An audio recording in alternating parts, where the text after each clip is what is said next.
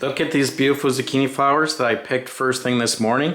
This is a male zucchini flower. There, of course, is no zucchini growing there. And also there's pollen instead of ovary in the zucchini flower. And this is definitely great to eat in Italian cuisine, so many different recipes. And I also know that there is a lot of recipes from Mexico also with zucchini flowers. So this is a male. This is a female. It's a lot more aggressive looking, a lot bigger. It has been pollinated. There is a baby zucchini here. Of course you can eat this, but you would have to take out the ovary, which is pretty big.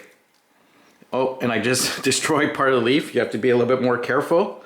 And again, what they would do is they can bread this, they could add it to special dishes. You lightly wash the zucchini flower, and males and females are delicious to eat.